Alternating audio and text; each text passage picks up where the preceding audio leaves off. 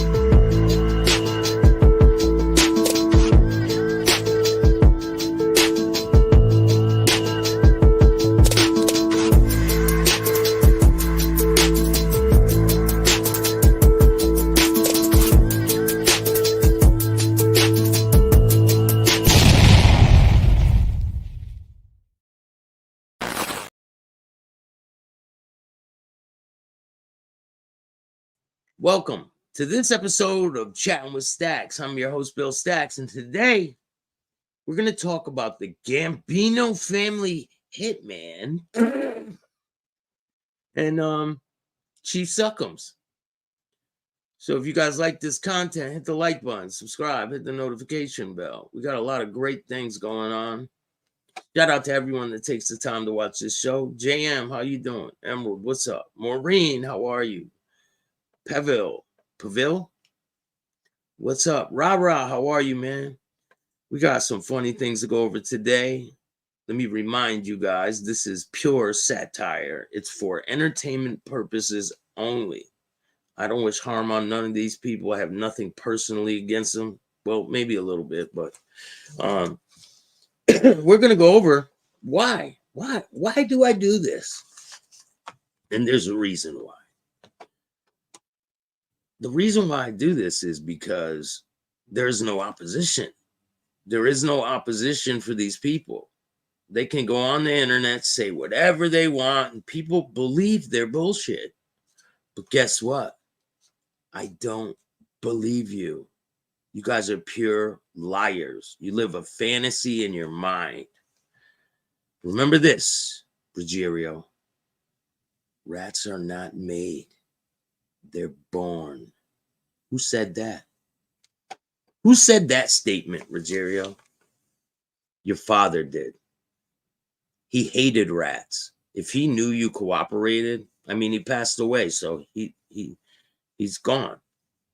And I don't like talking about people's families. They like to do that type of shit. They like to attack people personally because they can't do it any other way. They have nothing. Liberty, what's going on? Big Boy Blue, what's up? Thomas, what's up? Thanks for joining me. I really appreciate you guys. And this is not, I don't do this for views. I don't do this to get myself, to get the truth out there. Yes, that's why I do this. And these people are very upset that I have the show. But that's okay because I'm creating balance. Exactly. You need to create balance. And if there's no opposition against them, then what? They just get to do whatever they want, say and do whatever they want. And people will believe them. But I'm here to tell you the truth about these people. They aren't who they say they are. They are not mobsters. They never were mobsters. Gene Barillo is not a mobster. He was never one. He collected money for somebody. He did dumb shit for people. And he claims like he had control of everything, like he was really doing something important. You weren't. I hate to break your bubble, bro, but you weren't. And this guy, he wants people to think that he is a Gambino family hitman. I was in shock when I heard it. I was like, what? What? He was not a Gambino family hitman. I can guarantee you that. Let me show you guys something.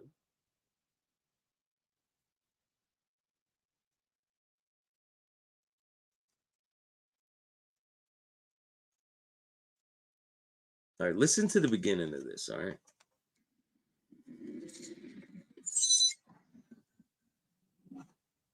Okay, here we go. We have former Gambino Hitman Anthony Ruggiano Jr. Welcome to Vlad TV. It's nice to be here. Nice to meet you, and it's an honor to be on your show. Thank you. Well, What? Gambino family hitman? What? You were not a hitman. You were not a member of the Gambino family. Your father was. Your father would be so disgusted if he knew the level of, you sold your soul, man. You can say whatever you want. You sold your integrity. You have none. These people don't have integrity. Pete Guns, what's up, man? Thank you. I appreciate that. I ain't stopping. They ain't going to drive me away from YouTube or anything. None of that. They can do whatever they want. But listen, I would not sell my integrity for a view on YouTube, which he did. Clearly he did. I'll show you how he did it. With him and Angelo, because that guy they clipped, years ago, they did that bid with the guy they clipped in Staten Island. Irish guy? Right, he got to 5 years. He's out on a furlough in 17, and I had to surrender myself. And that's why he was funny. I had to surrender myself. I had to go to jail. I got 5 years in Long Island, and that was the first time I went to prison. You want to be known as a hitman and like you're a big mobster, you should have did your time. Bottom line, cut and dry. You should have did your time, but you didn't because you couldn't do it. Once these people start taking your money, you get very upset about it. Barillo was not a mobster. He was a flunky. He was out doing stupid shit. This is a mobster. See this face? Is this a face that looks like that I give a fuck? These fucking girls are crazy. Crazy. Hell, look. Crazy. They're crazy. Why do you torture my life? You fucking lunatic. To the door. I did this to the door. I pushed the door in. You're a dirty hoe. Big gangster, right? Real big gangster right here. Former mobster. Tell everybody how you fucked 100 guys. Tell everybody that on YouTube. Tell everybody that. Tell everybody you fucked your neighbor. Matter of fact, let me go talk to Andrew. I know we have, I can't really get in touch with you, so the bullshit we going through. It's fucking stupid ass fighting. This dude's fighting with her and he goes and gets a tattoo of her name. Gangster, right? Former mobster. You want to play games? I'm stabbing every single one of them. Let him come up here. Go. Watch. He wants to prove to everyone how tough he is. They want people to believe it. They're angry. I don't believe you. I don't believe anything you guys say. Do you think they're like, oh, there's court records? You told the court the shit. Do you think I believe? I don't believe a word that comes out of any of your mouths. Gene Barillo equals weirdo, 100%. Buffalo Bill, how are you? Thanks for joining me this afternoon. I appreciate all you guys. Hit the like button, subscribe. If you guys don't know, I'm trying to get a new laptop. If you want to help me, you can hit up the Cash App at Chattin with Staxx. I got a little bit of money towards it, and I need some more. So if you guys want to help me, feel free to donate. You can hit up Venmo, PayPal, Super Sticker, Super Chats, and I'll bring you a lot more content. So let's get into the first video. Mr. Gambino Family Hitman himself. Here we go. Dabbling in drugs relatively young. Yeah, I mean, when I was a kid in the 60s, I started smoking weed when I was like 13. Where are the rules in the mafia, ladies and gentlemen? Does anyone know the rules in the mafia? Huh? About doing drugs? Does anyone know the rules? You can't do drugs. Bottom line. Maybe they sniffed coke here and there. They drank, they drank alcohol. And let me put this out there. I am not better than any of these people. I'm a recovering drug addict myself. I had an alcohol problem, drugs, all that. And I try to better myself every day. I don't see them doing it, but it's not about that. I don't care what they do with their self. I know what I do. But anyway, let's get back to the story. you know, I was doing what kids do back then. You know, I was take a little LSD. I would go to concerts. You know, I started experimenting a little bit, but it was no issue. You know, it was just, you know, recreational stuff. Then when I was 19, my father was in the music business when I was 19, and became friends with Jay Black and the Americans, who was pretty popular back in the 60s. He had a couple of hit records, and they took me to Puerto Rico. They had to do some concerts in Puerto Rico in 1972, and so Jay had a big suite, and I would go up there, and he would sing opera. My bad. To warm up his voice, and we would drink wine and smoke weed. And then the second or third night I went up there, and they were all snorting. They had this white powder on the table, and I walked up to the table and I said, "What's that?" And they said, "It's cocaine. You want some?" And I said, "Yeah," because and they gave me a straw, and I took a few hits, and and then 20 years later I had an issue with it, And then it was the 70s, Studio 54. I went back to New York. I started, hanging out in all the discos. Everybody was blowing. I mean, in this early 70s, I mean, everybody was blowing coke. The clubs, everywhere you went to Manhattan, everybody, wise guys, everybody was blowing coke. So, I just went with it. And later on, it became a problem, became an issue. And let me reiterate, this guy was not a made member of any family. His father was a powerhouse. And he wanted to live off his father's reputation. And now, I mean, if his father's seen this shit, Gambino family hitman, what? You told on people. But he gets into the story. He told on people. Now he wants to be known as a hitman?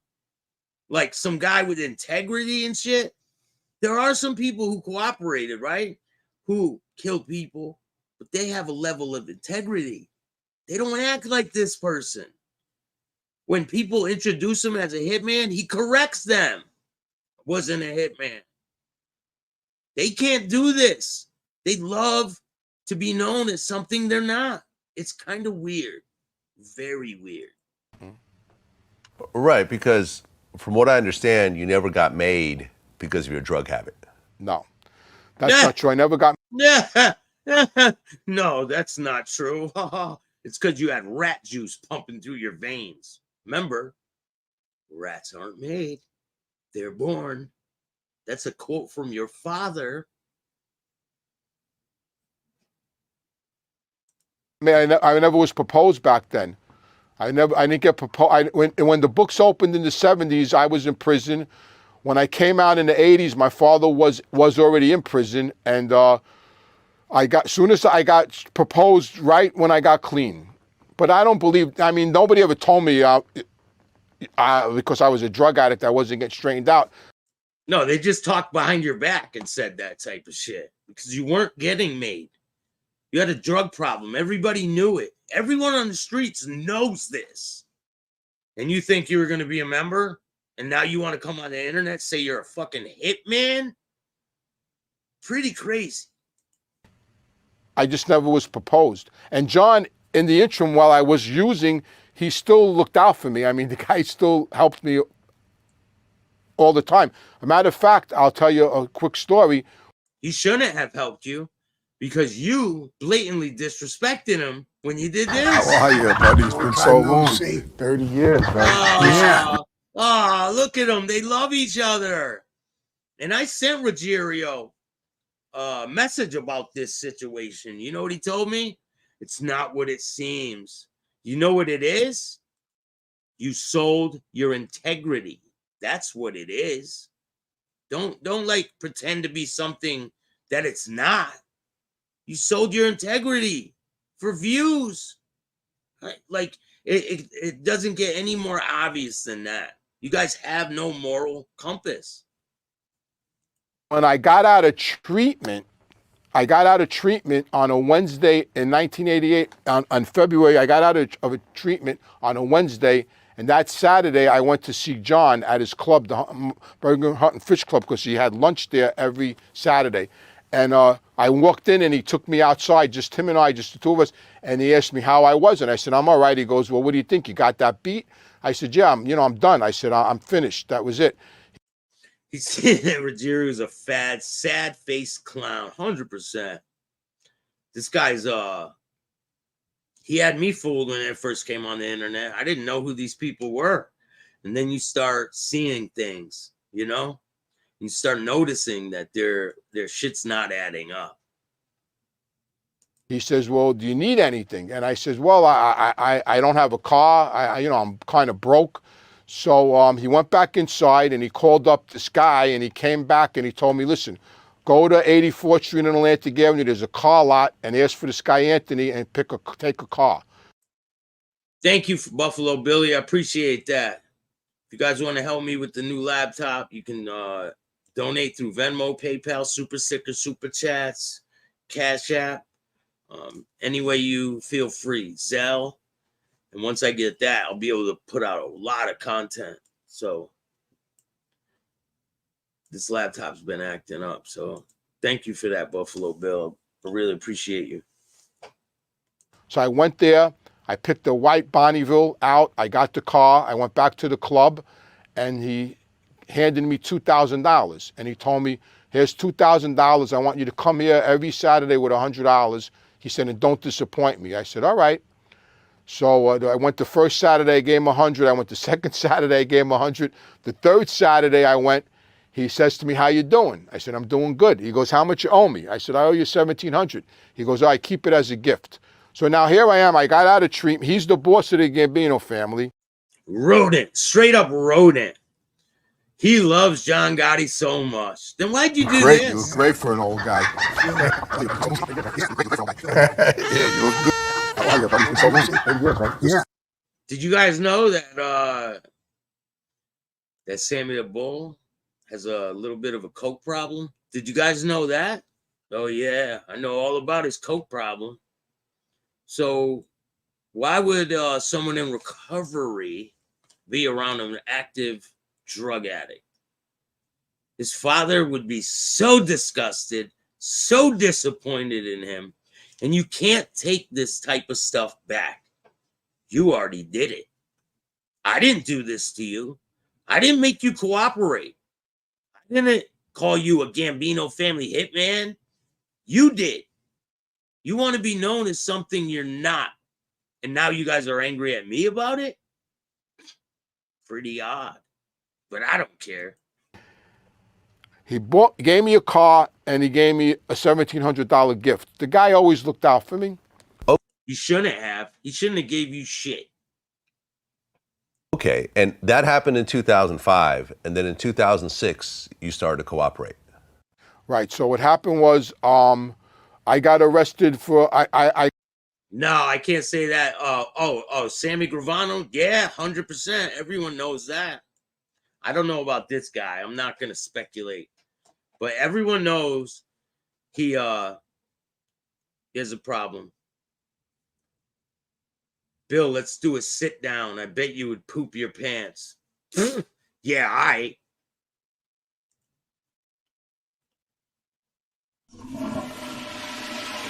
bet you would. Yeah, see you later, asshole. Have fun in the bathroom. Don't hit the other turds on the way down. Let's get back to the content. got arrested for a RICO, and so I mean a lot of I did cooperate, but there was a process that led up to that. Things happened in my life that brought me to that decision, because that was probably the hardest decision I ever made in my life. No, it wasn't. That wasn't the hardest decision, nothing. Because now, if that was the hardest decision that he ever made in his life, then he wouldn't have done this. Great, you look great for an old guy. Good. It's been so long. Yeah. The last time I saw you was 1990, right before you got pinched. So now all of a sudden, you embrace it? Kind of odd. Hey, Raekwon, what's up? We're going to need some Drano. Soon. Mickey, what's up, bro? Thomas, well done, Staxx, 100%. Hey, we'll flush them. That's where they belong. Over a year to process that decision to actually finally do it, because a lot of things led up to that. It started when I was in prison, and No, it started when you were born. Your father should have known. Started when you were born. Rat juice been pumping through your veins ever since you were born. Salvatore, what's up, man? If you guys haven't seen the interview I did with Salvatore, Sonny Grasso, go check it out. It's really good. Part 2 is dropping tonight. Guys don't want to miss that one. It's a really good one. He went 2 Saturdays, gave 100 each, 2,000. He owed him 1,700. Yeah, right? Kind of weird. Only see 2 viewers online when I write on the page, because you're on Facebook, bro. I'm on YouTube, Facebook. I'm all over the place. I see 55 people watching right now. As much as he says he loves John, was a disappointment. He went on Sammy's show.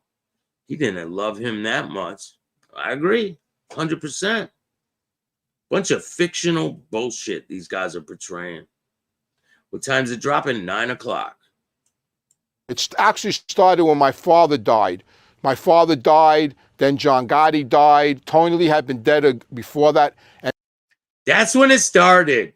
When John Gotti died and my father died, then I decided he decides to cooperate. Why? Because then you can't be a disappointment to him. Well, guess what? You still got to live with yourself. I know you guys don't care because you saved your own ass. Admit it. Just admit it. You guys don't admit it. You cooperated to save your own ass. And you're a cooperator. You're not a Gambino family hitman. You're as much as a Gambino family hitman as Weenie Genie is a mobster. Stabbed along the way? They tried to kill me twice. One time in my house with a machine gun in my bedroom. A rival, MAC-10, put it all through my windows, through my bedroom area. And then they tried to kill me on the Jackie Robinson. They missed me and shot my friend through the neck. Yeah. It's too bad they missed you.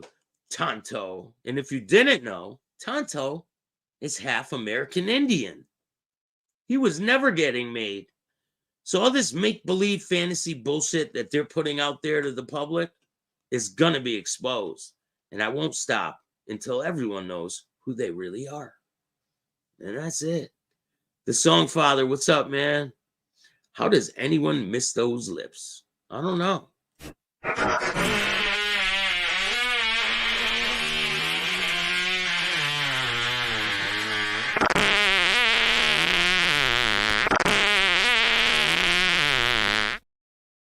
All he does is talk shit. This is a mobster. I'll tell the judge and prosecutor to suck my dick like I've done before. Okay? Uh-oh. He's a mobster, right? Let's go check back in with the Gambino family hitman. people that were out there, the class of wise guys that were out there, what they did to my family, the money, they took just, it was a process. And then when I got arrested in 2005 for the murder. He said the reason right there why he cooperated. They took money from his family. That's why he cooperated. That's the only reason why. These people and their money. That's why he went on Sammy's show. Right? December before Christmas, and that's what. Money. It's the only reason why. And he has no integrity. So. It took me over a year, and I was trying to fight the case. I needed money for lawyers. I had no money. Nobody was looking out for me. Nobody wanted to help me. I was reaching out to people. They were telling me, you made your own bed, now sleep in it. So you weren't a mobster. That's why they weren't looking out for you. That's exactly why they were not looking out for him. Because he wasn't a part of the family. He wasn't a mobster. Why would they look out for you? They have no reason to. You're not a part of them. You were someone's son. That's it. You had a drug problem. Like, it's painfully obvious that you do not tell the truth. But the truth will be known because you have opposition here with me, my friends. supposedly Gene got some kind of big deal that's going to benefit Gacy in some type of way. Good for them. He'll ruin it all. Stefan, what's up, man? Good for them. Let's watch their whole world crumble right in front of your very eyes. Called big wise guy bosses, and a couple of times I picked up the phone, I would hang the phone up. I picked up the phone, I hang the phone up. I couldn't bring myself to do it.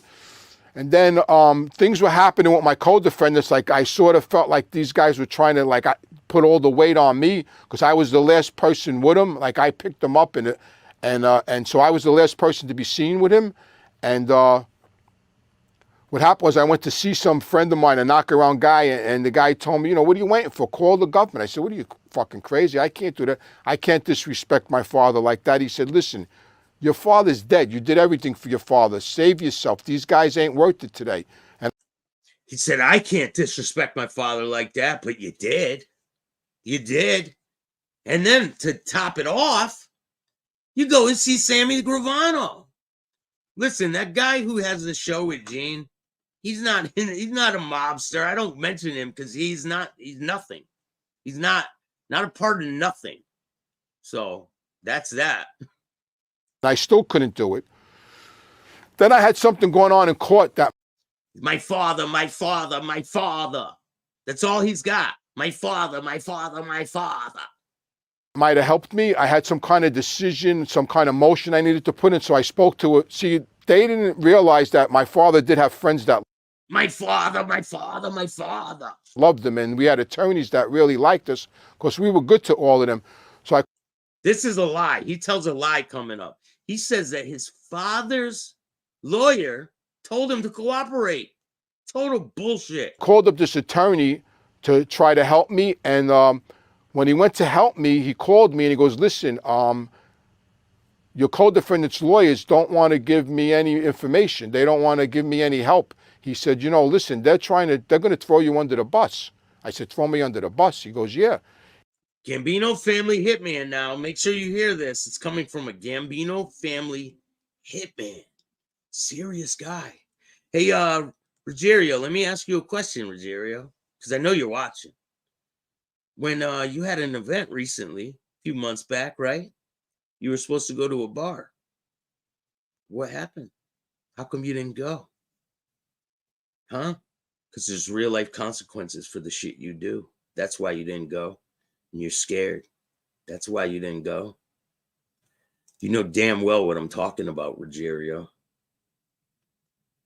He says, well, so what am I going to do? He goes, well, if I was you, now this is a lawyer, that mob lawyer. He told me if I was you, I would call the government. I said, call the government? He said, yeah. He goes, because if you don't do that, they're going to throw you under the bus. So I hung up the phone and I thought about it and I still couldn't make the call. The next day, for some reason, I saved this FBI guy's card, Jerry Conrad, and For some reason, some odd reason, he saves an FBI guy's card. No. If you're about that life, why would you do that? No mob lawyer is going to say that. No, 100%, especially if he was with Fat Andy. He's not going to tell him to cooperate. Fat Andy despised rats, and he talks about it coming up. did that, but for some reason, this guy's card I just had saved from 2 years ago. 2 years! 2 years he had a fucking FBI agent's card. Wow. And when my wife was going to work that day, I gave my wife the card and I go, listen, when you get to work, call that number and tell that guy to come and see me. So I just couldn't make the call myself. And she went to work and she made the call, and then the FBI came to my house and I cooperated. I guarantee you he does not sleep well at night from what he did. Well, maybe he does, because he went over to see talks like Barney. Maybe he does sleep well because he's good friends with Scammy Gravano now. I knew it was over then. I knew it was over. It was a wrap. Well, before then, you had spent about 14 years in prison? Close to it, yeah. I started, yeah. I did, yeah. And you throw away your reputation and everything for what? For what? Crazy. And now you want to be known as a Gambino family hitman? You should have stayed in prison. Maybe people would have respected you then. But then you get out, right? You put on this front like I'm sober and this and that, and then you go and see Sammy Gravano. Like to kick the dirt in his face for reals. Kick the dirt in your dad's face for real after he's gone. You have no integrity. You don't stand on anything. Out of prison since I was 23 years old. You know, and none of it was drug related. I mean, people, none of, when I was 23, I did a bid. Congratulations, rah-rah. That's what's up, man. Keep going. Keep pushing forward, bro. James, what's going on? Got a lot of people in the house. Hit that like button. Then I got clean in '88. I've been clean almost 33 years now.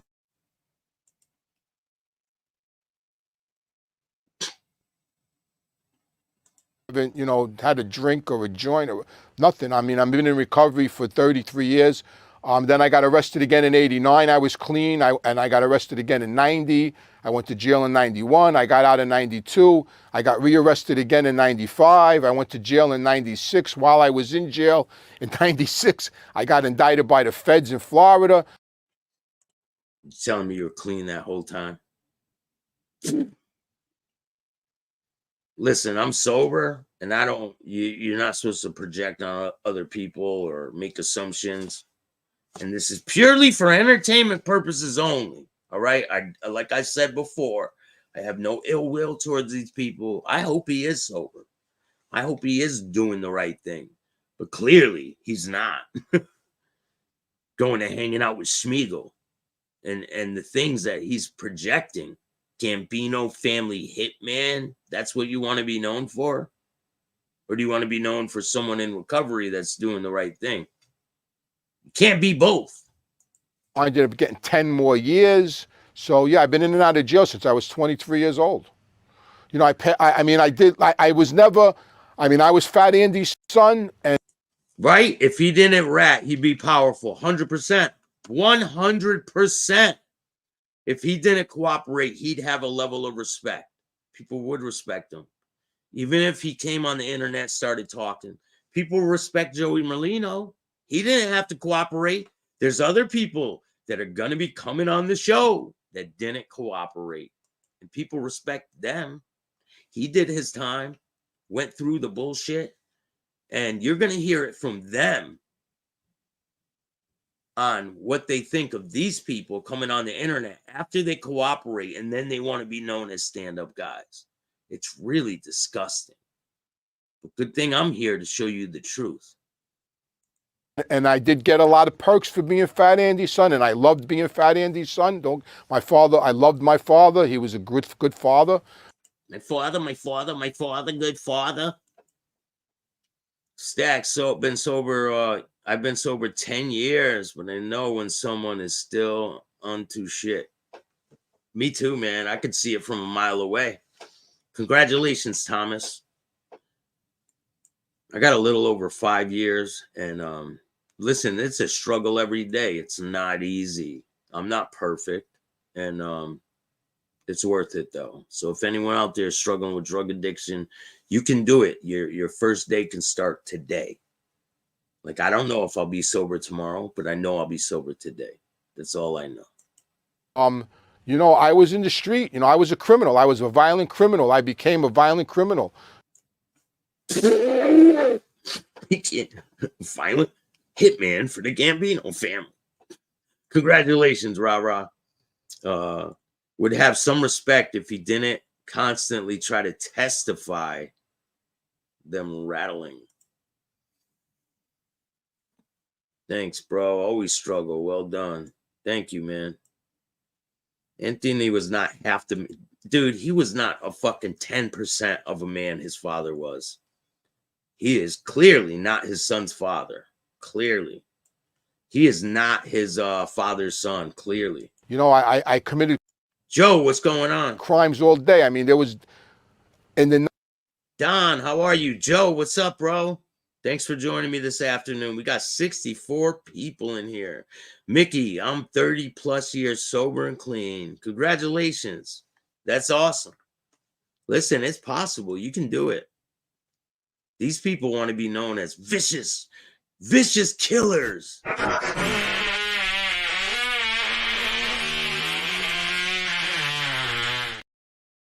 Bunch of bullshit.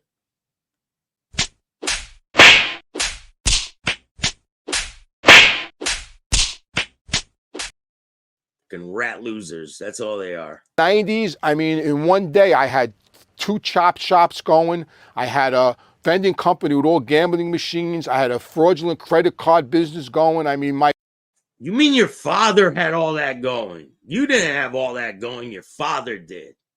You lived off your father's reputation, period. revolved around committing crimes. So yeah, that's who I became.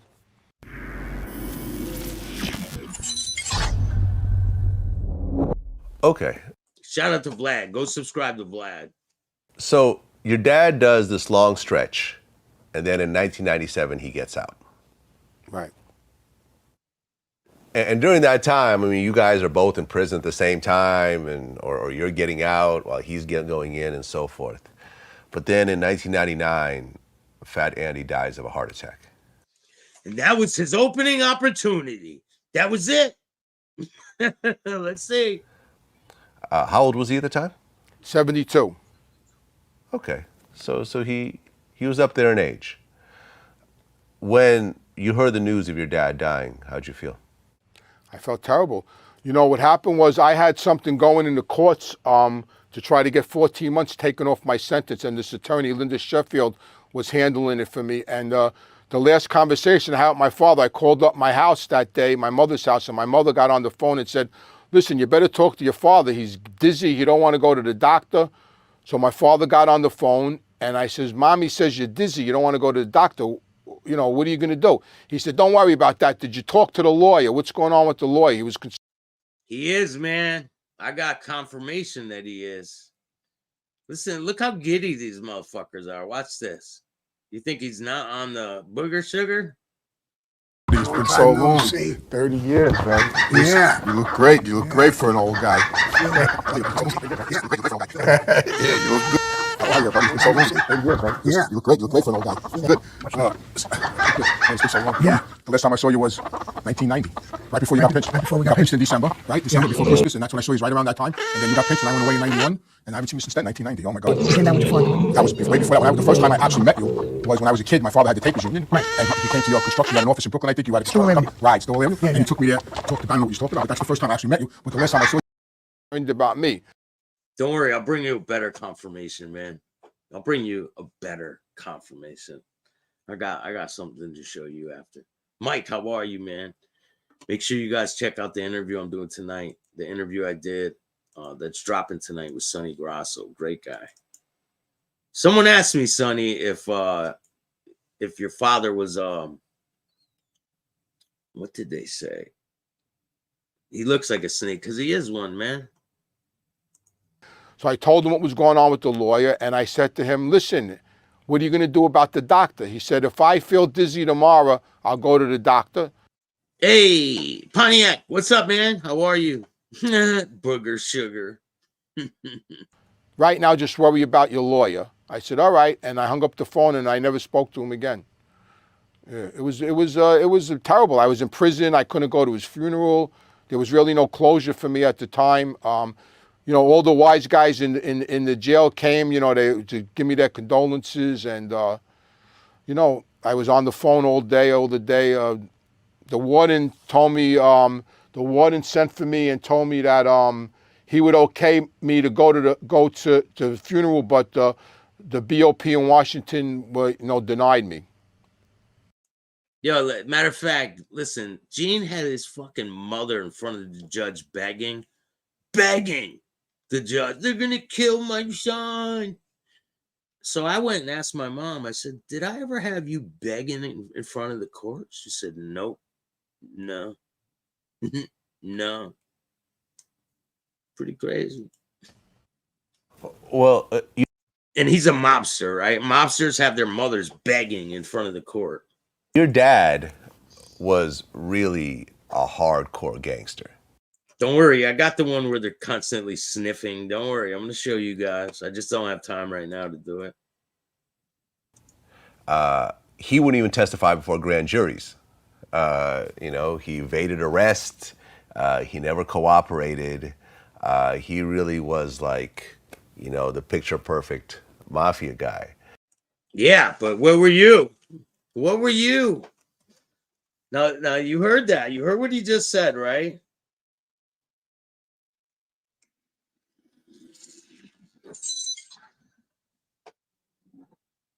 Okay, here we go. We have former Gambino hitman Anthony Ruggiano Jr. Welcome to Vlad TV. It's nice to be here. Nice to meet you, and it's an honor to be on your show. Thank you. But he doesn't correct him that he's not a fucking Gambino family hitman at all. He's not a Gambino family hitman. Never was. Never was. So for him to be portraying this person, pretty odd. And he really felt very strongly about rats. Yeah, he wouldn't even tell them his name.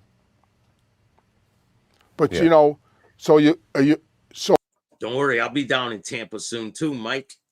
Damn right. I'll be in Florida very soon. I got some things going on. I got some people to meet down there, and we're gonna be touring the lovely state of Florida, and we're gonna be visiting Tampa. Maybe I could get my car washed, right? Maybe I could get my car washed at Gene's Car Wash, the one that he owns down there in Tampa. I'll have him do the hubcaps really nice. what you want to know about my situation? Well, no, we're going to get to it. We're going to get to it. I just kind of want to set the stage. Oh a yeah, bit. for sure, definitely. Right, because Fat Andy said you're born a rat. You're not made a rat. Oh, what? See? And now these guys are going to go on the internet and they're mad at me. Why would you be mad at me? I didn't make you cooperate. I didn't call you a Gambino family hitman. You did that. And now you're mad at me for exposing you. Be mad all you want. You'll get flushed too. That's what he said. Yeah. You're getting good information from somebody. Right. Congratulations. Right. I like that. Right. And he never cooperated. He never, wore a wire. He never associated with rats. He was very much from the moment that he joined to to his final day. He pretty much, played the rules the way the mafia wanted them played. So then we get into your situation. Because at one point, Look at that cat. The cat's licking his lips. I'm trying to figure out the timeline here, because in 2005, there was an FBI agent, Jerome Sullivan, who got indicted on embezzlement. Right. How does that tie into your case? He got indicted in, and he when I got no he his he. You hear that?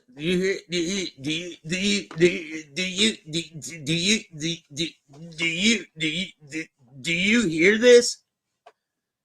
You know what that's a sign of, right? In 2005, there was an FBI agent, Jerome Sullivan, who got indicted on embezzlement. Right.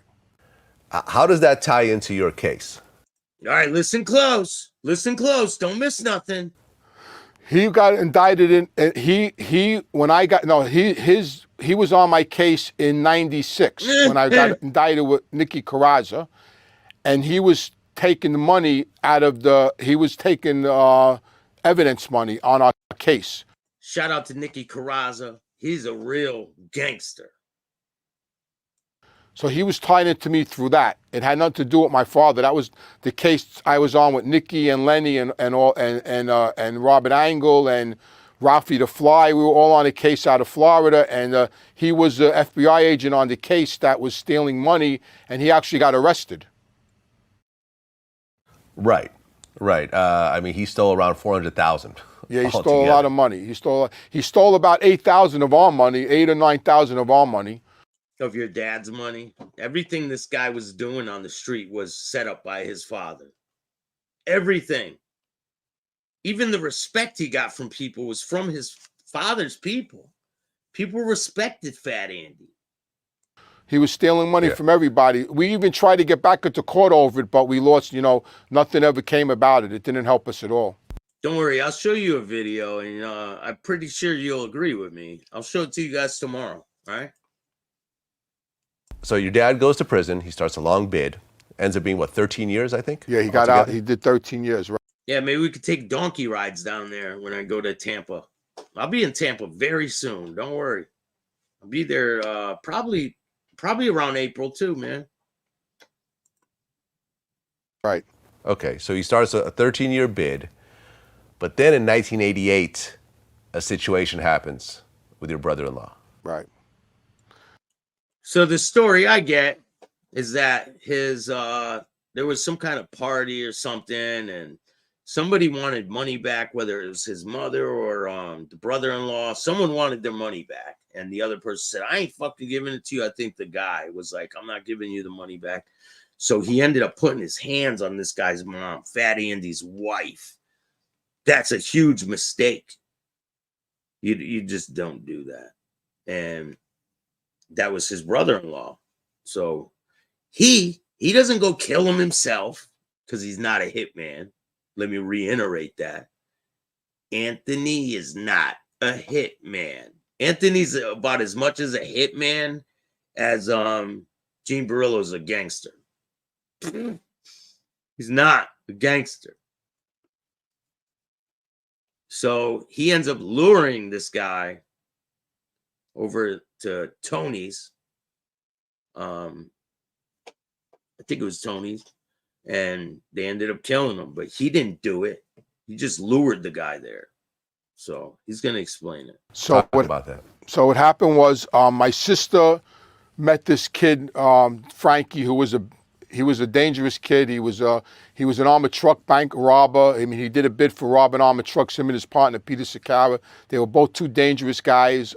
They did a couple of murders, and my sister. Oh, they were real gangsters, right? They were real gangsters. They were someone that you are not. Hooked up with him, and he introduced my sister to drugs, and my sister wound up marrying him. And what happened was, even right before my sister married him, this captain in the Gambino family named Danny Marino, who was pretty well. I didn't hear that story, Emerald. Known, he came to see me and Tony Lee, and he actually told us to tell my sister to stay away from him because he knew the kid was dangerous and he was just not good for her. But my sister wouldn't listen, and she married him, and she became pregnant, and so they had a baby shower for my sister, and he was drinking, and he ran up a bar tab of like $700, and my mother had paid already for the whole party, and at the end of the night, the owner brought my mother a $700 tab, and my mother said, "What's this?" And he said, "Frankie was buying everybody drinks." So when they went home, my mother confronted him about it, and he started beating my mother up, and he. What? Yeah, no, that's not acceptable. 100% not acceptable. Choking her, and he threw her on the floor, and my wife, because I lived upstairs at the time. Listen, if you lived upstairs, you should have been downstairs handling business. My wife heard him, and my wife ran down the stairs and jumped on him and started scratching his face, and he ran out of the house. And I, at the time, was in treatment. I had a little issue with cocaine, and I was in a treatment center in Vermont. All right, what year did he say that this happened? Because all of a sudden, now he's in treatment. He got sober, right? 88? He said this happened when, in 88? Because he says he's been sober ever since. So I don't know. I got to look into some things. Because these dates, something's not adding up here. My issue, and when I called my wife up the next day and she told me what happened. I would be right out of that fucking treatment center and I'd be on my way there. You're telling me that this guy set this other guy up to get killed. He gets killed, and he doesn't have a drink, nothing from then on. Doesn't do anything. Clear-headed the whole time. I guess, yeah. I guess that's possible, I guess. So I got out of the treatment center and I went to see Tony Lee, and I said to him, you know, this guy beat my mother up. And Tony Lee said, I know. I says, well, what are we going to do? And Tony Lee said, well, we're going to kill him. We're going to clip him. And that was the beginning of it. Okay, and I guess John Gotti actually sanctioned the hit. Right, so what happened was Tony wanted to make sure that it was done, because you could tell when he's lying because he starts stuttering like a motherfucker, man. It's great. Ironically, in the mob, you need permission to commit a murder. So if you commit a murder that's not on the books, you could get killed. So there's protocol when it comes to clipping somebody. Listen, there's no protocol when it comes to someone who put their hands on your mother. There is no protocol for that. I wouldn't give a fuck about the protocol. You understand? These people are not mobsters. And if you believe them, then you got problems. But hey, everyone has their right to, you can like this guy, you can hate him. I don't care. I'm just here to tell you what they really are. And they can be mad all they want. I really don't give a shit. But if you guys like this content, hit the like button, subscribe, hit the notification bell.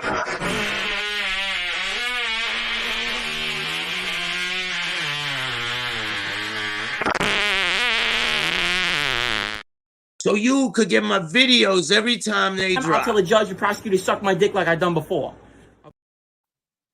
I appreciate all you guys taking the time to watch this show.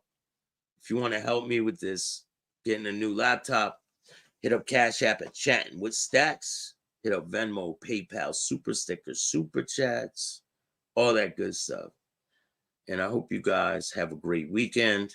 There's a lot of great things going on. I'm dropping 2 shows today. Possibly I'll go live after that.